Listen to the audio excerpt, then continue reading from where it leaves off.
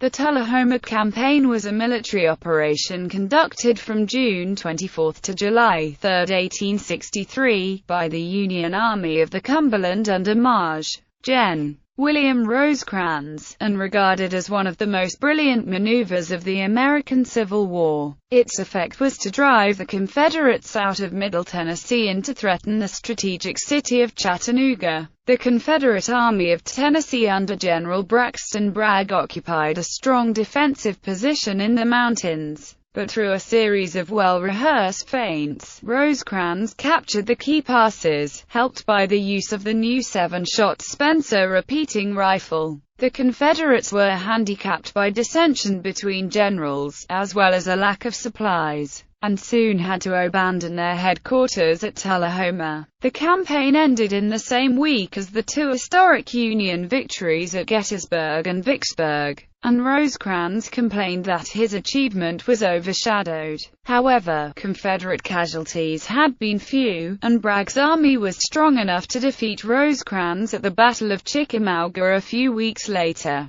Background: following the costly but tactically inconclusive Battle of Stones River between Rosecrans and Bragg at Murfreesboro, Tennessee, Bragg withdrew his army about 30 miles to the south, along the Duck River and behind the ridge known as the Highland Rim, which encircles the Nashville Basin. Small groups of pickets protected the passes through the Highland Rim and cavalry protected each flank, a front of almost 70 miles. Bragg, headquartered in Tullahoma, was concerned that Rosecrans would advance to seize the strategic city of Chattanooga, a vital rail junction and the gateway to northern Georgia. His cavalry was spread over such a wide front because he was also concerned at a tactical level that Rosecrans might be able to turn his position, forcing him to retreat or to fight at a disadvantage. Bragg assumed that any attack would be made against his left flank through the easy-to-cross Guys Gap in the direction of Shelbyville, so he placed his larger infantry corps commanded by Lt. Gen. Leonidas Polk in strong entrenchments at Shelbyville. 8 miles to his right, the corps of Lt.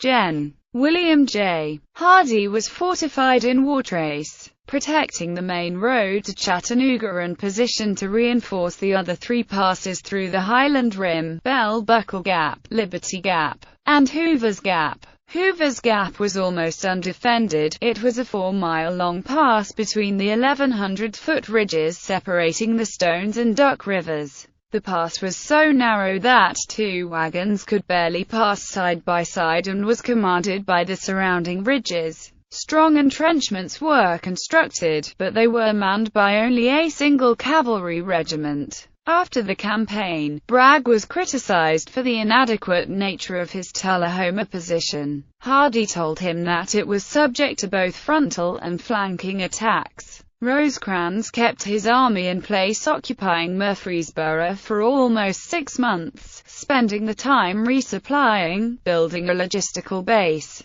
and training, but also because he was reluctant to advance on the muddy winter roads. He received numerous entreaties from President Abraham Lincoln, Secretary of War Edwin M. Stanton, and General-in-Chief Henry W. Halleck to resume campaigning against Bragg, but rebuffed them through the winter and spring. A primary concern of the government was that if Rosecrans continued to sit idly, the Confederates might move units from Bragg's army in an attempt to relieve the pressure that Union Maj.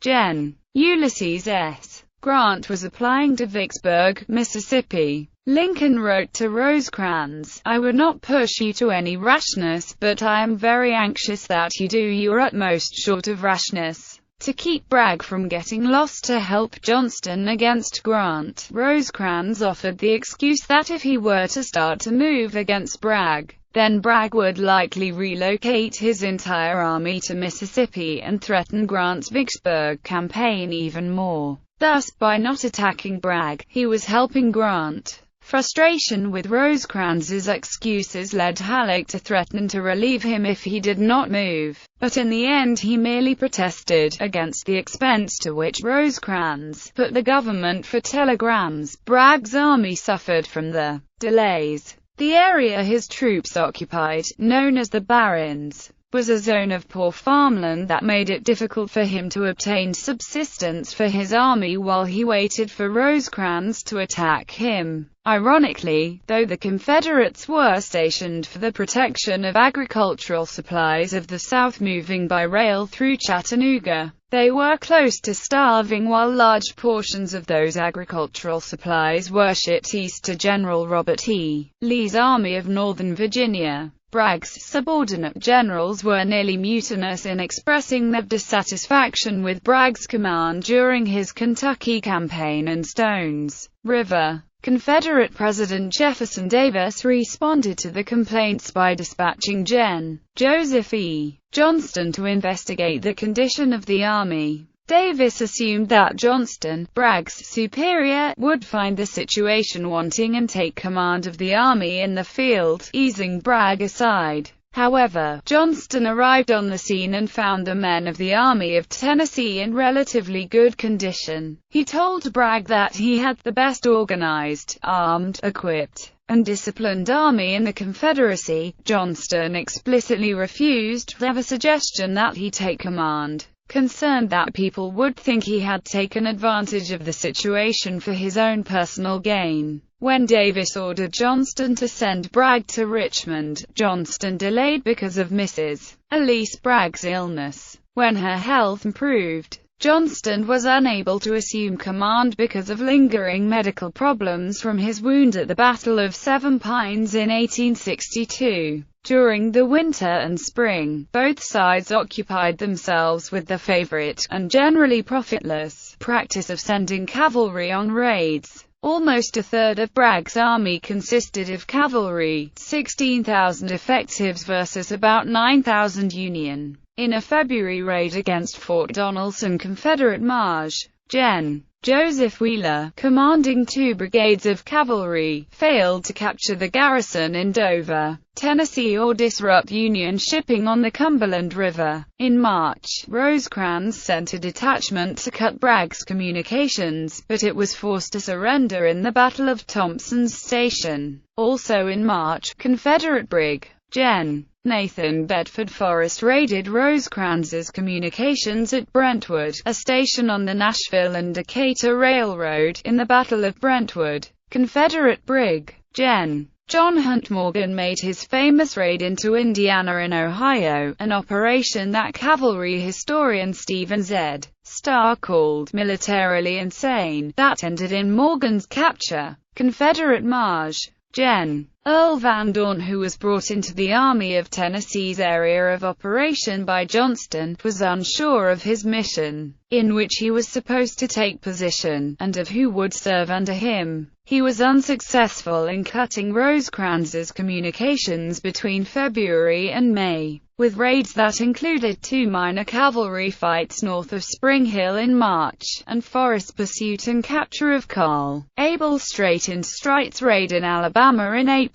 In May, Van Dorn was murdered and Forrest assumed command of the cavalry on Bragg's left flank. Most of Van Dorn's Mississippi troopers were transferred back to their home state in May. The Confederates lost 4,000 cavalrymen during this period but did cause Rosecrans some concern over his supply lines. The Union lost 3,300 men and received little in return. On June 2, Halleck telegraphed that if Rosecrans was unwilling to move, some of his troops would be sent to Mississippi to reinforce Grant, who by then was besieging Vicksburg, but was potentially threatened by the army of Joseph E. Johnston in his rear. Rosecrans sent a questionnaire to his corps and division commanders in the hopes of documenting support for his position, that Bragg had so far detached no significant forces to Johnston in Mississippi, that advancing the Army of the Cumberland would do nothing to prevent any such transfer, and that any immediate advance was not a good idea. 15 of the 17 senior generals supported most of Rosecrans's positions and the council against advancing was unanimous.